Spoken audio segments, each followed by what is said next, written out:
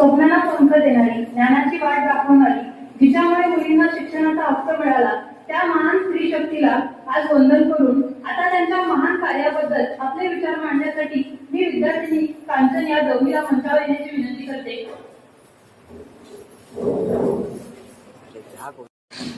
Good morning everyone. मैं copy batch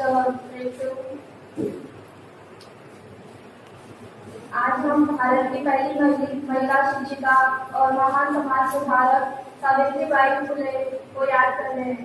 Savitribai Phule का जन्म 3 जनवरी 1823 को महाराष्ट्र के कटक जिले में हुआ था.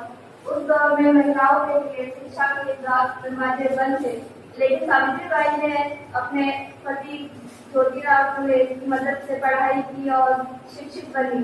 उन्होंने साल 1848 में पुणे में लड़कियों के लिए भारत में पहला स्कूल खोला. यह रास्ता आसान नहीं था. जब वो स्कूल पढ़ाने जाती थी तो रूढ़िवादी लोग उन पर पत्थर और कीचड़ फेंकते थे, लेकिन उन्होंने हार नहीं मानी और हमेशा अपने साथ एक दूसरी साड़ी लेकर चलती ताकि स्कूल पहुंचकर उसे बदल सके. उनका मानना था कि शिक्षा ही वह ज्ञान है जिससे समाज की बुराइयों को खत्म किया जा सकता है. उन्होंने न केवल शिक्षा बल्कि छुआछूत, बाल विवाह और सती प्रथा जैसी कुरीतियों के खिलाफ भी जंग लड़ी. आज अगर हम लड़कियां स्कूल जा पा रही हैं और अपने सपनों को पूरा कर रही हैं, तो यह सावित्रीबाई फुले के संघर्षों की ही देन है. अंत में मैं बस यही कहना चाहती हूँ कि हमें उनके बताए हुए रास्ते पे चलकर शिक्षा का उजाला हर घर तक पहुँचाना चाहिए. Thank you.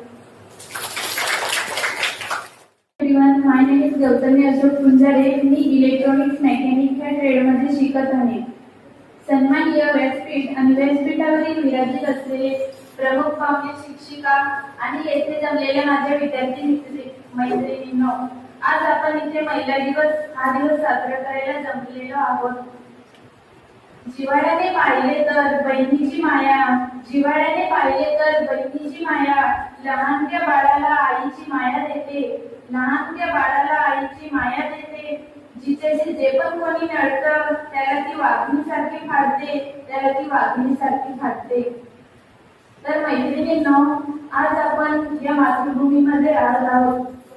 ज्यांनी आपले स्वराज्य घडवले असे छत्रपती शिवाजी महाराज आणि त्यांना घडवणारी राजमाता जिजाऊ यांना नमन करून आणि मैं झांसी नहीं दूंगी ह्या लक्ष्मीबाई यांनी इंग्रजांशी लढून आपल्याला स्वराज्य निर्माण करून दिलं.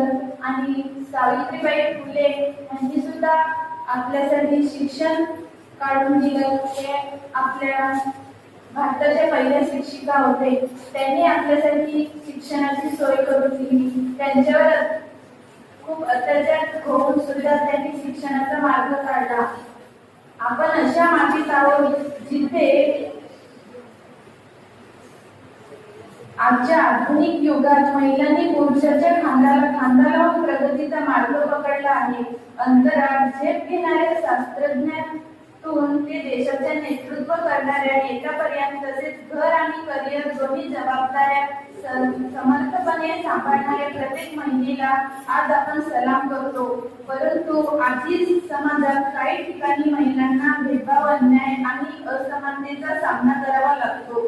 त्यामुळे केवळ एका दिवसापुरता सन्मान न करता महिलांना समान संधी, आदर आणि सुरक्षित वातावरण देणे ही प्रत्येकाची जबाबदारी आहे. स्त्री ही केवळ घराची शोभा नाही, तर ती आपल्या देशाची, समाजाची, जगाची शक्ती आहे. ती केवळ एका आईची, एका बहिणीची, एका शिक्षिकाची, एका नेत्याची अनेक भूमिका ती पार पाडते. शेवटी मी एवढेच सांगेन की जिथे स्त्रीचा सन्मान असेल तिथेच खरी देशाची प्रगती होईल. थँक्यू. मी आयटीआय ट्रेडमध्ये शिकत आहे. सर्वप्रथम सगळ्या महिलांना महिला दिनाच्या हार्दिक शुभेच्छा. मी छोटीशी कविता सादर करत आहे. तू जिजाऊ, तू सावित्री, अहिल्याची तू लेक आहे. तू कल्पना, तू सुनीता, आकाशात तुझी झेप आहे. त्या प्रेम संघर्ष तुझ्या अस्तित्वाची ओळख आहे. स्त्री शक्तीला बंधन माझं तुझ्यामुळे सृष्टी नक्की आहे. जेवढी फुलासारखी नाजूक तेवढी ती कणखर आहे. फक्त आज आणि उद्या नाही तर तिचं महत्व निरंतर आहे.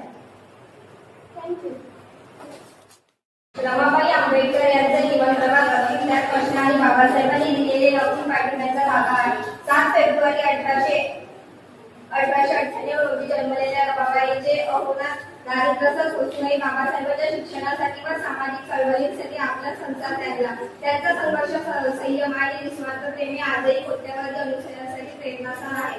रमाबाई म्हणजे केवळ डॉक्टर बाबासाहेब आंबेडकर यांची पत्नी नव्हे तर त्यांच्या खांद्याला खांदा लावून खंबीरपणे उभी राहण्याची एक शक्ती होती. वडील बुद्धे यांच्याकडून गरिबीत जन्मलेल्या रमाबाईंचा विवाह 1906 मध्ये बाबासाहेब आंबेडकर यांच्याशी झाला.